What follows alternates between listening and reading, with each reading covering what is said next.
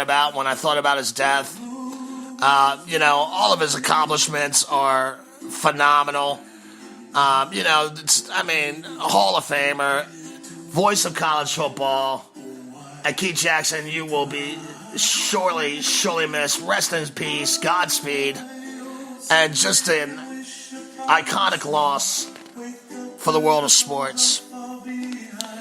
Now, it's bad enough we got to lose one icon, right? So then I turn around, and the next day, I find out that Hall of Fame umpire Doug Harvey died. And you may say, well, who the hell is Doug Harvey? And you know what? That's a good thing. Because if you don't know who an umpire is, that's a good thing. Honestly.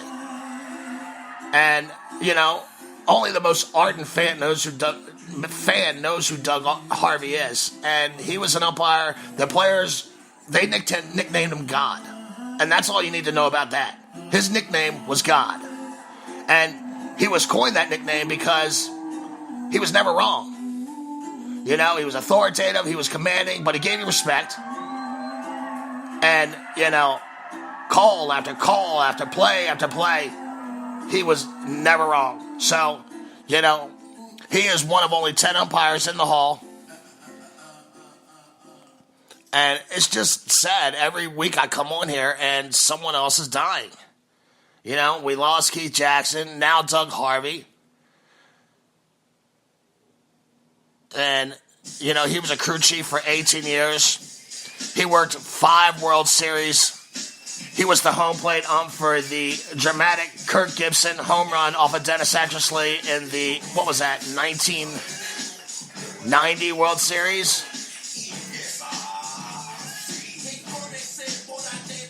Like I said, he was the 9th umpire elected to the Hall of Fame, the first since Nestor Chilak, and he received 15 of 16 votes from the Veterans Committee. So, very respected in his field, and, obviously, Hall of Famer. I was reading about a story that he once said, and I wanted to relay this story. I thought it was a great baseball story. In fact, let me turn this down for a second here. If I had a producer, this would be what is that? Okay, there we go. Now, he said during his rookie year he made a mistake that he would never forget, and he learned a valuable lesson from it. It was his 3rd major league game behind home plate. Stan Musial's at bat. It's the 9th inning of a bases-loaded game, full count. Now, it was a full count. The ball approaches to the plate, and Doug Harvey throws his hands up into a strike before the pitch got to the home plate. Now, the pitch wound up curving, about 3 inches off the plate. So he says, there I am standing with egg on my face, and Musial never looked at me. He asked the bat boy to bring him his gloves, and without even looking at Doug Harvey, he said, young fella, I don't know what league you come from, but we use the same plate here, and it's 17 inches wide as well. And that's when he realized about timing and not to anticipate. He said that umps were taught to be quick and decisive before him. And he even said in interviews, my gift to baseball was timing. I learned how to watch the play without anticipating and make the correct call. And really, he did. I mean, his ratings were always high. And this wasn't about ratings. This was, this was more than about ratings. I mean, he was that good. He is survived by his wife, Joy, his brother, Nolan, his sons, Scott and Todd, 6 grandchildren, 8 great-grandchildren. So it sounds like he lived a long and prosperous life. And Doug Harvey, Keith Jackson, look, here's what it comes down to. Nobody else is allowed to die. I mean, at least for another month. I mean, we've just had too many deaths come through here. And that's a rule that I'm setting down right now. Nobody in the baseball world is allowed to die for the next month. I mean, just stop it already. It sucks. It takes all the energy out of me. I gotta come on here and I'm up and then I'm down because, 2 of these legends just died. Oy vey. Keith Jackson,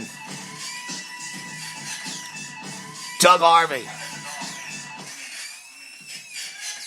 thank you for your contributions, and rest in peace and Godspeed. Now, a lot of things going on in Pittsburgh. I mean, I don't need to tell you. I'm sure we're all sitting around and we're all fascinated. We're all trying to break it down, right? What's going on? What's going on, right? And I was as shocked as anybody.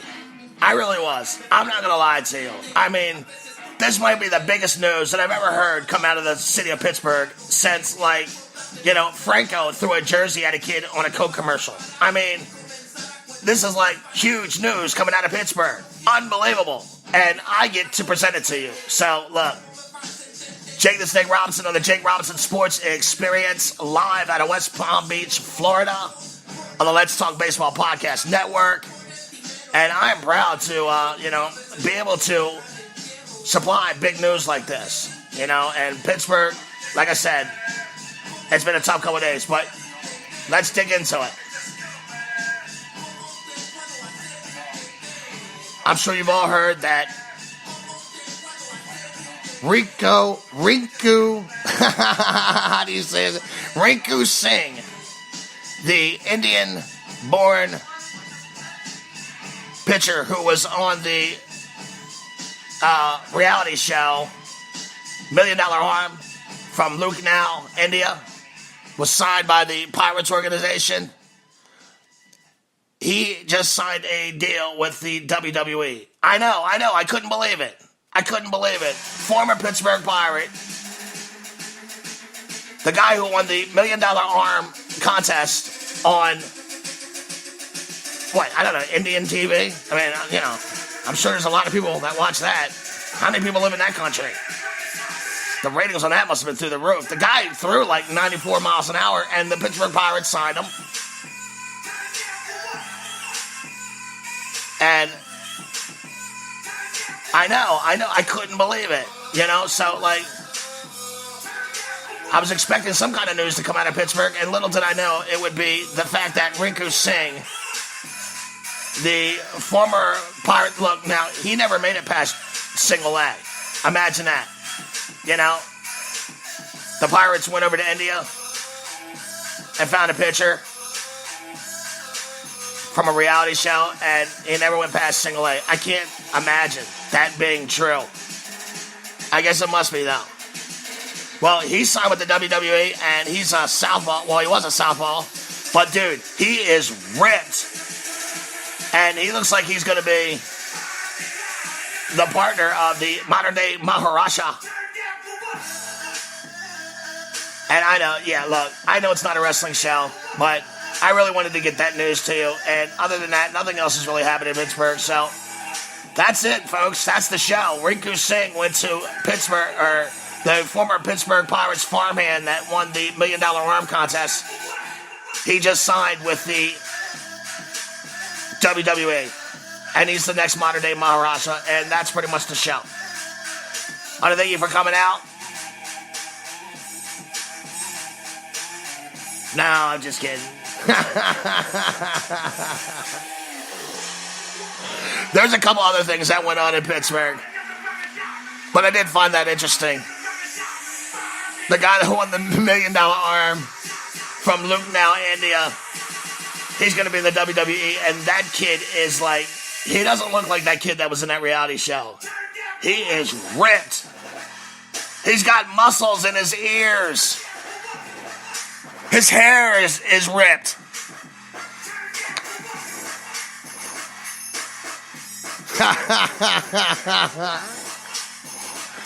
I don't know. Maybe he's going to be a Singh brother. He is Rinku Singh. All right. Let's get to baseball. Yeah, actually, some baseball news did happen in Pittsburgh. Did you guys hear about this? I don't know if any of you heard, but Garrett Cole, he got traded to the world champion Houston Astros, home of the, well, look, Houston is not only home of the Astros and the Rockets and the Texans, but they're also home of Todd Blasingame. And I mean, really, he's more iconic than all those put together. And I know he's loving it right now. Garrett Cole traded to the world champs. The Astros acquired Cole in exchange for a pitcher Joe Musgrave, third baseman Colin Moran, right-handed release pitcher Michael Feliz, and minor league outfielder Jason Martin. Now, I pretty much made my feelings clear on Garrett Olson. How I feel about him. I know I think Garrett Olson is he's kind of polarizing in a lot of ways as baseball fans. Not that we like him and hate him personally, but as far as his abilities, I think that people are on both sides of the fence when it comes to him, and I can understand that. I mean, I think there's valid points on both sides, but me personally, I think Garrett Olson is a pretty good pitcher. And I think there's a difference between being an ace on the Pittsburgh Pirates and being the number 3 pitcher for the Stros. I think there's a huge difference. I think it changes everything. Now, I understand a lot of these analysis of people saying that, him going to the American League East and, smaller stadiums. Now the pitcher doesn't hit, so that's 40 less strikeouts on your total. I get it. But I can give you numbers that support my side of the fence too. And I've done that, and you can listen to previous shows that I have archived on here. And it's pretty clear how I feel about Garrett Olson. I spent 30 minutes on one of those shows breaking everything down on him. Ground ball rate and everything. So, I think I made it pretty clear how I feel about Garrett Olson. I'm going to more or less talk about this trade and how it affects Pittsburgh. And Musgrove and Moran, they're both 25 years old. They've both been in the majors for the last 2 years. Now, Feliz, he's made 45 appearances out of the Stros Bully in the last 2 years.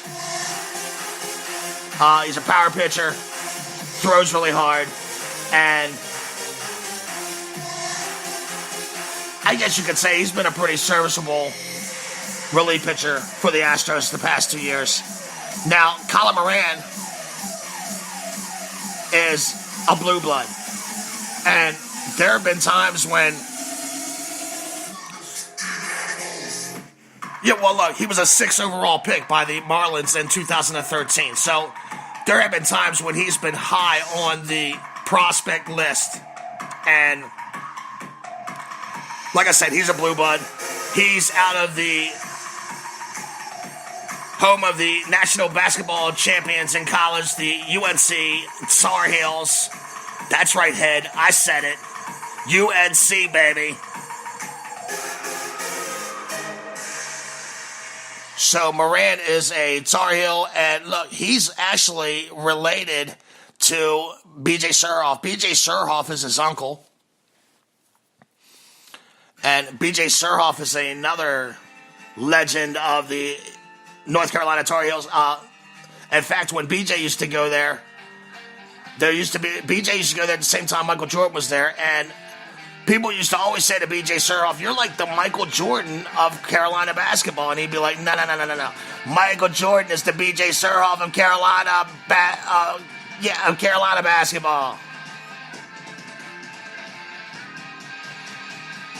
So, B.J. Surhoff, good stock. His nephew, Colin Moran, he was in the trade. He was selected 6th overall. Miami traded Moran, Jake Marisnak, and Francis Marte, and a compensatory draft pick for Jared Cosart, Enrique Hernandez, and Austin Waters. I'm assuming that was 2014. It was 2014. May 2015, a throw hit him in the face and fractured his jaw. So, he gets traded to the Pirates. He's highly touted, and bam, he gets hit in the face, and his jaw's broke. So, goes on the DL, gets that fixed. Now, look, last year,